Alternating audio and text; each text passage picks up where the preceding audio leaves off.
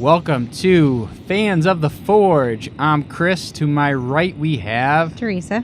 To my left we have No, it's Sean. And our special guest today we have Alex Ruiz, and you are the Forged and Fire champion from the Horseman's Axe episode this season. So Yes. welcome to the show.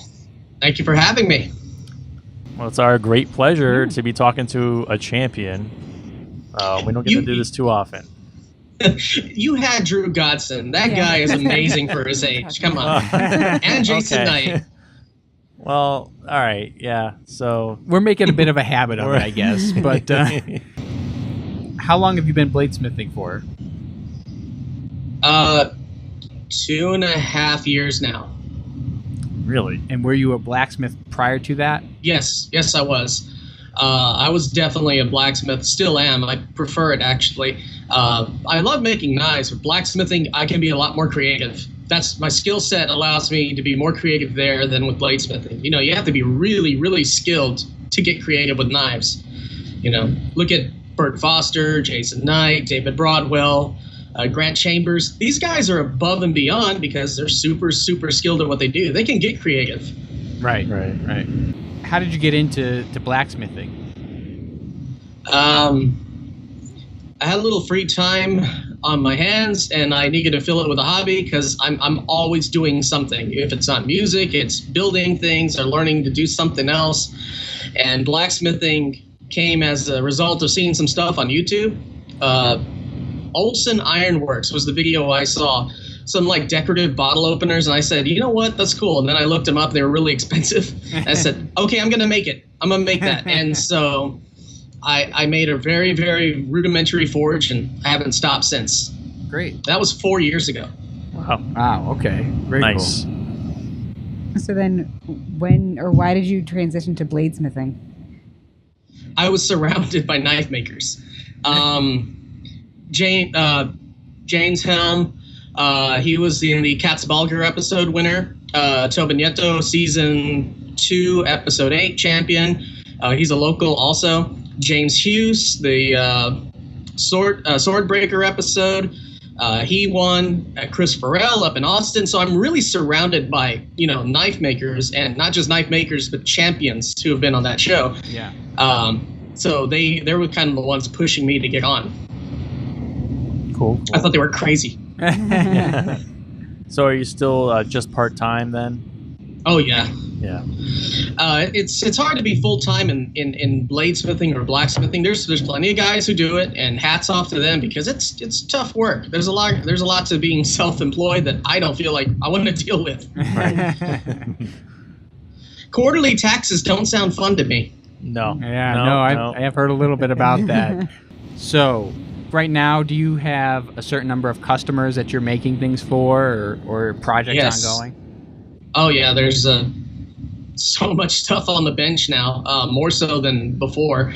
Mostly it was local. A lot of Texas people wanted my stuff, and now it's like people from all over are seeing my stuff, and that's pretty crazy to me. As a matter of fact, I do have a couple of customs right in front of me. I wasn't able to make it out of the office to go to the post office, so they're right here. I was working. The most recent one is customer wanted a Viking sax, and he wanted it to look like an original. Oh, wow. So I went all out and put the Old Norse there.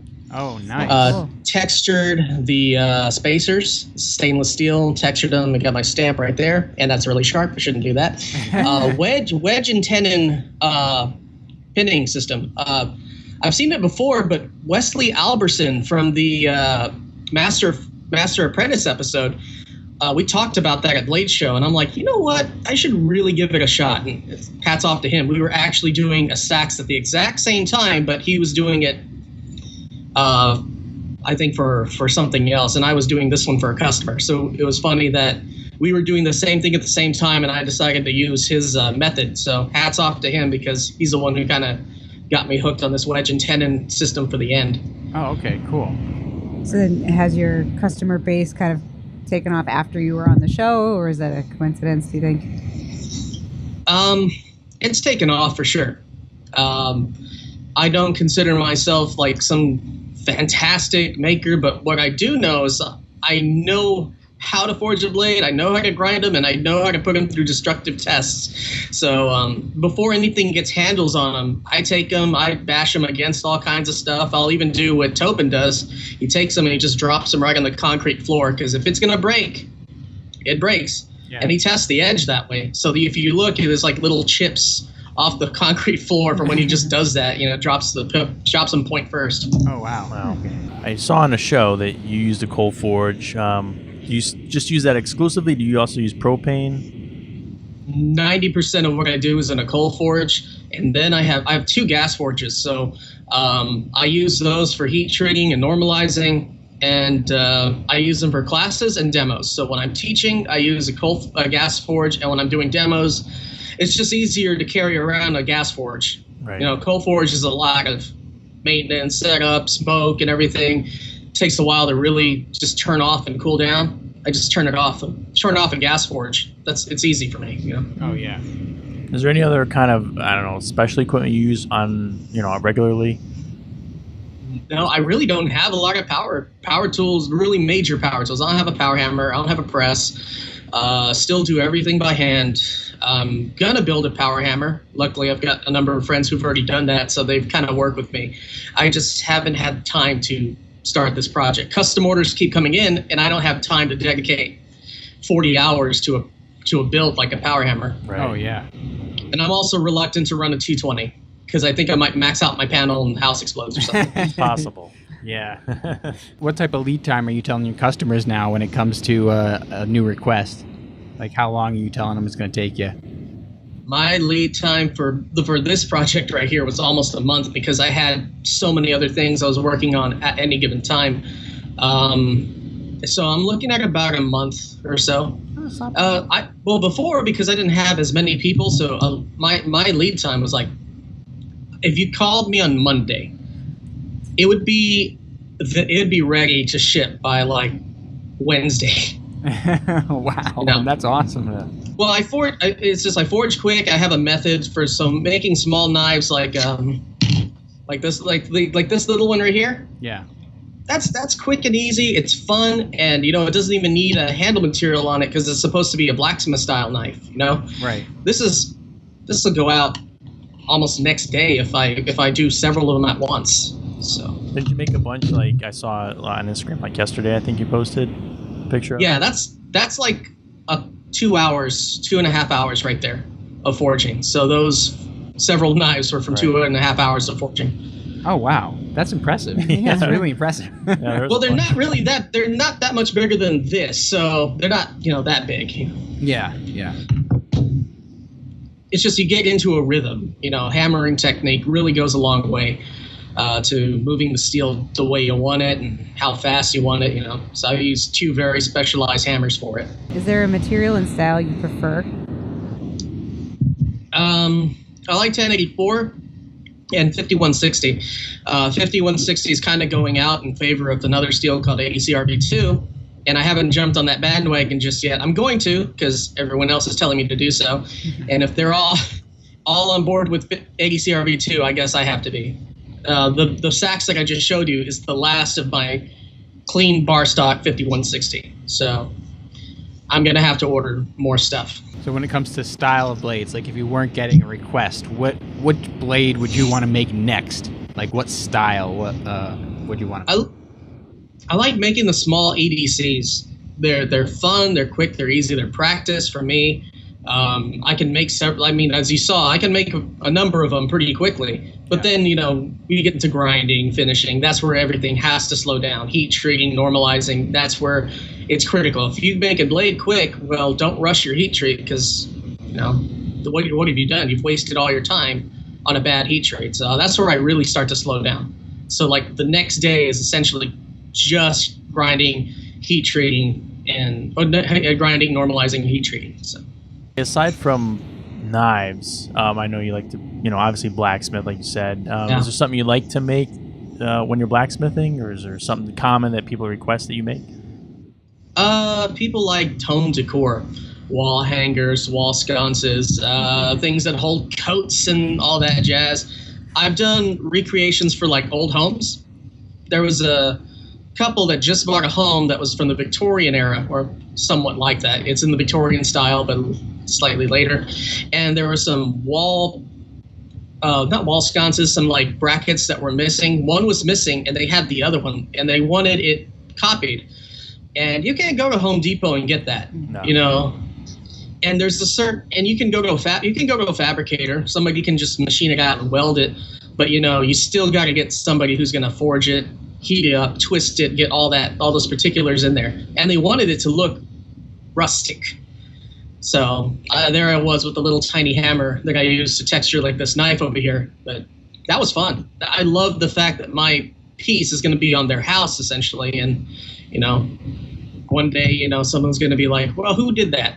This guy did that, and they've actually sent people my way, so it's kind of cool. That's great. So we were looking through some of your Instagram pictures, and when you mentioned that, I had actually made a note. We had made a note last night. We saw a coat rack that you had made, and I don't know, you maybe had posted it a while back. Maybe it's the one you're talking about or something. And Teresa was like, "Oh, can you ask if that's still for sale?"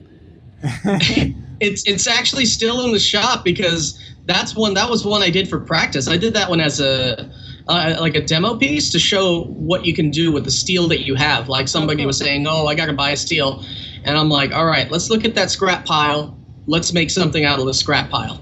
And that was the afternoon's instruction was use what you have around you.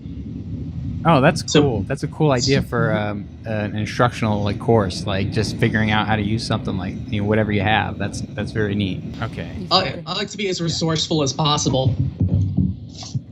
Sean and I have never done anything when it comes to blacksmithing or bladesmithing. I can say we actually just booked our beginner's blacksmithing course that we're going to take in 2 weeks, and it's a 3-hour course with a blacksmith that's fairly local. We're out of Connecticut, so we're going to be going to this class to kind of learn the basics.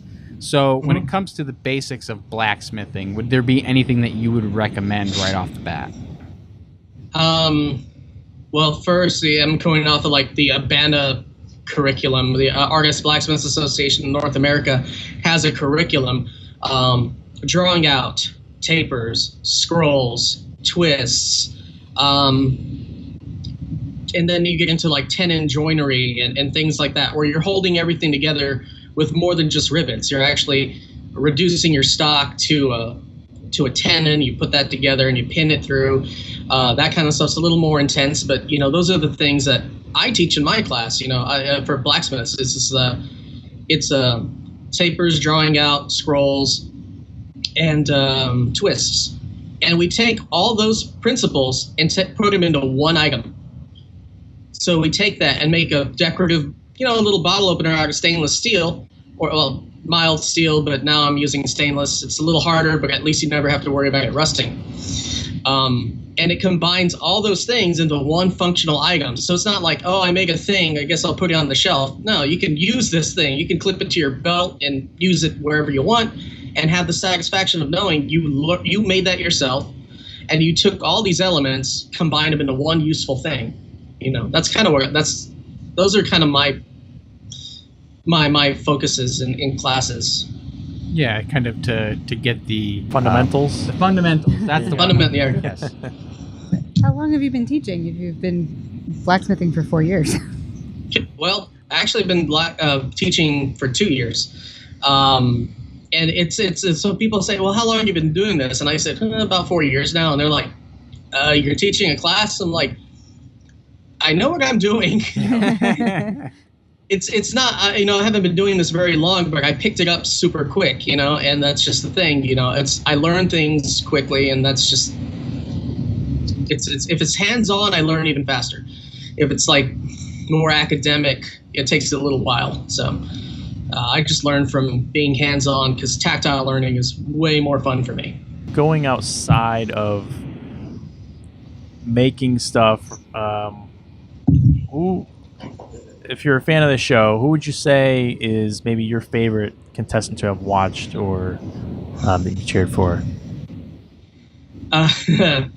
Oh man, I don't want to. You know, because I got a lot of friends who've been on the show. All right, we're gonna You can pick your preface. We'll top five. preface here. We'll preface here. Anything he says at this point is not an attack on anybody else. It's just an honest opinion on somebody he really was rooting for and enjoyed on the show. You In can no exclude particular friends. order. That's fine. So there's 3 of them live in my immediate vicinity and all know where I live. So, All right. Who that doesn't live in Texas? okay, Ray Kirk. Okay. You know, he's one of the older contestants, and you know he's really, really fast. I've had the opportunity to teach alongside him and learn from him at a hammer in. So I've seen him work in person with a power hammer, without a power hammer, and he is just moving steel faster than some of the young guys are. And it's just not that he's moving fast; it's that every strike there's no wasted motion. Right. And I also have, you know, my favorite knife. One of my favorite personal knives is actually made by him, and that's actually something I carry all the time. The Trail of Tears knife, and it's simple, it's functional, and it's Mastersmith, you know, passed and approved. So that's what I like about it. Oh, nice. And he's so willing to teach. That's another thing. Before I really knew him, I called him up, and you know, I said, you know, I wanted to know about classes, and I wanted to know about this. An hour later, we're still on the phone, and he is like really giving me so many tips, and he didn't even know me in that. I was just like another person who called, and we've since become, you know, friends throughout the last couple of years.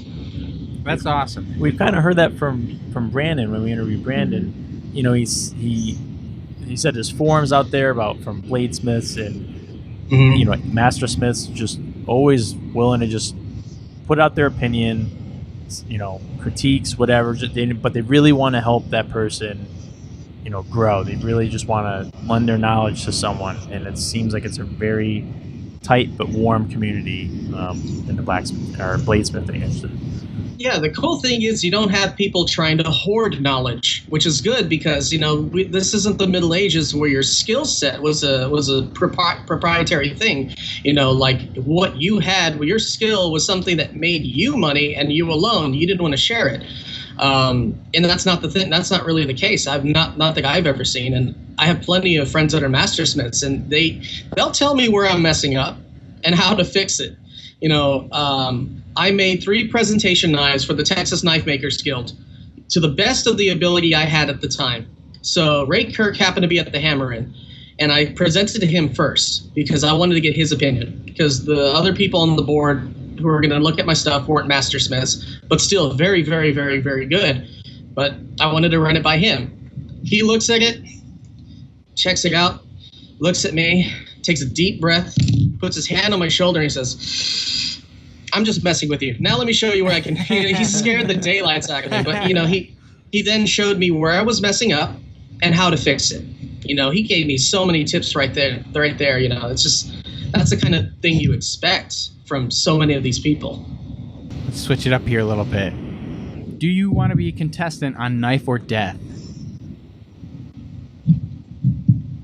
Okay. Not that we have any say in it. I'm just saying, like, would you be interested in bringing your own knife on there and going through the course? Oh, yeah. I mean, I don't exactly have the cardio stamina I did 10 years ago. Who does? But, you know, I was a martial artist for a long time. And, you know, I didn't forget what I learned. It's just I haven't been in active practice as like I was back then. But I still know how to swing a weapon. You know, understanding understanding the body mechanics are important, because if you swing all willy-nilly, you throw your arm out, well, you're out pretty quick.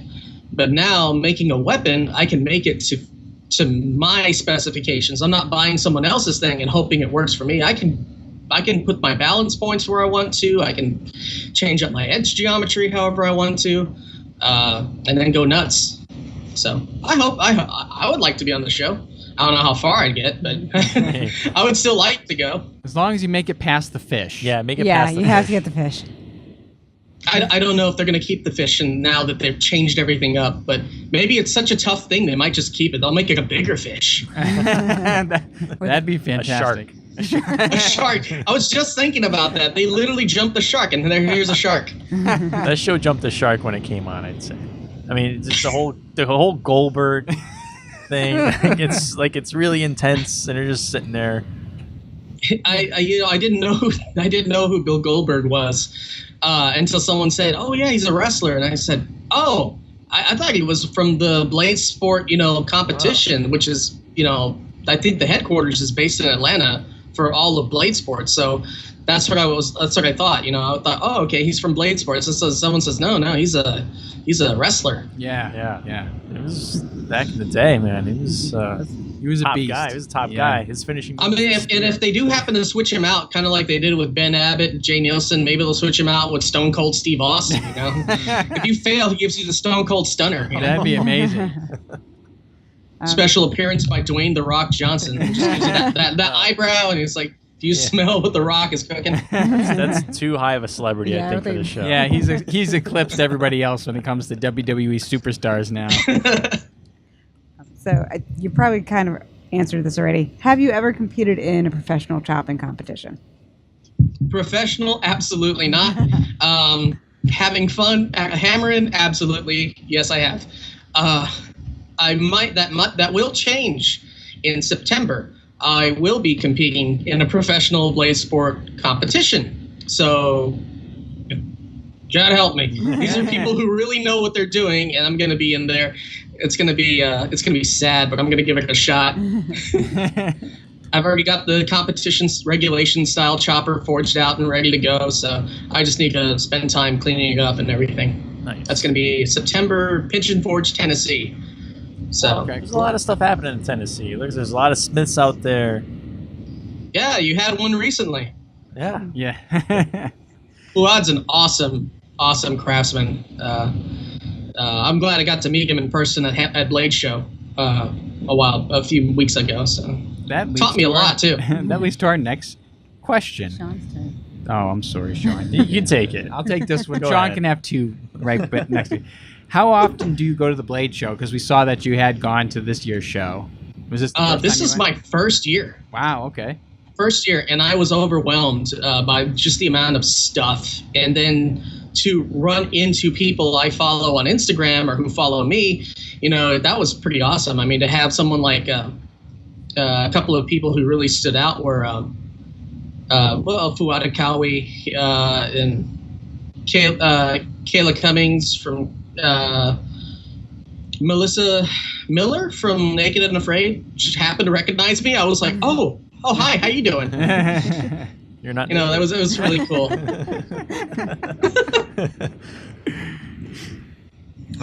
So, did you do anything to prepare for the show? I didn't take anything, and that was my fault. I should have taken one of my presentation grade buoys to get it in the hands of professional makers, just to get their honest feedback. But I probably wouldn't. It would probably take me down a lot hearing their professional feedback, but it's definitely something I would need to hear because I want to go that far. Journeyman, mastersmith. So I need to learn these things now so I'm not making mistakes that, in the future. Right, nice. Or I was making as few mistakes as possible because you can't avoid every mistake. They're going to see something. They're going to catch something. Did you do anything to prepare for going on Forge and Fire? Yeah, I went nuts. I lost my mind because I thought it was, oh my God, this is so amazing. Oh my God, is my shop going to be ready for all this? And so I actually did a lot of tooling. I built a forge. I built a big quench tank because I was expecting a sword. And then I get the axe. So that was like, okay, that was it. I practiced forging a knife out of spring steel and forged some tongs because that's what I used to do. I used to make tongs and hammers. So I forged out some tongs real quick. And quite frankly, I was hoping for a blacksmith challenge. Like you'll be using coal forge and you will now have to harvest your own steel. And on top of that, you have to make your own tongs. I would have loved that one. That would have been fun for me because I'm used to making tongs. A lot of bladesmiths don't make their own tongs. A lot of them, sometimes it's just easier to buy a pair of tongs from someone or a hammer in. and you end up using those forever. Me, you know, I didn't have any of those, so I had to make them all myself when I was getting started. Where did you film your episode? In Brooklyn. It was in Brooklyn still. Okay. Still. Yeah. So y'all know where, you know, the other ones, it's not there anymore. Well, the other studios now somewhere else. only kind of. We've heard that it's moved to Connecticut because we're in Connecticut and we see Ben Abbott posting on Instagram and he's tagging Stamford, Connecticut all the time. And then not long ago he posted a photo visiting the Dragon's Breath Forge based out of Wolcott, Connecticut, which is like 10-minute drive from us. And we're like, what the heck? Ben Abbott was in town. Yeah, he's a nice guy. We actually talked for a bit on blacksmithing because, you know, when I saw his work, I'm like, oh, you're not just a bladesmith. We can talk about decorative ironwork too. He actually made a really cool gate for the house, I think. That was I complimented him on his joinery. I was like, that's some pretty clean joinery and collars on the scrolls and everything. So, and that's definitely really cool to meet another blacksmith in this field because we're not always mutually exclusive, you know? Yeah.